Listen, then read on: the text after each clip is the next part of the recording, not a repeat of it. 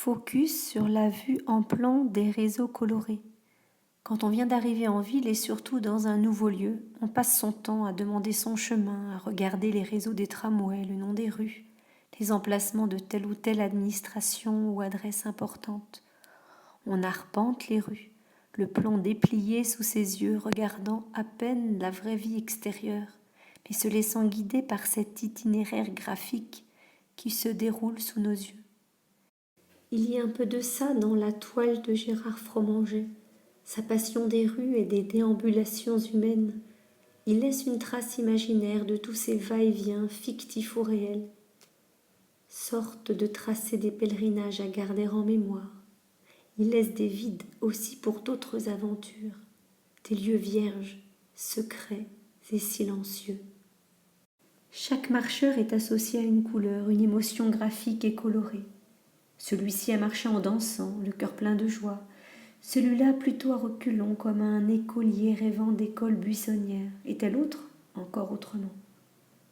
Mais rien de hasardeux, ni de perdu dans ces cheminements qui se suivent, se croisent, se rapprochent ou s'éloignent. Au centre de la toile, il y a une place, un carrefour inévitable, celui où l'on s'arrête, où l'on se retrouve, comme un point de rendez-vous. Celui où l'errance hasardeuse ou recherchée prend fin, car aimantée à un repère, comme le clocher de 75 mètres de Saint-Pierre qui se dresse d'aussi loin que l'on est, de jour comme de nuit. Quelqu'un nous attend quelque part.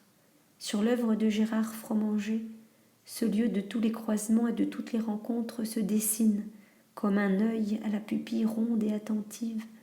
Il est au centre, un but de pérégrination, un nouveau départ possible, un ressourcement avant le retour chez soi, une réponse à nos dérives.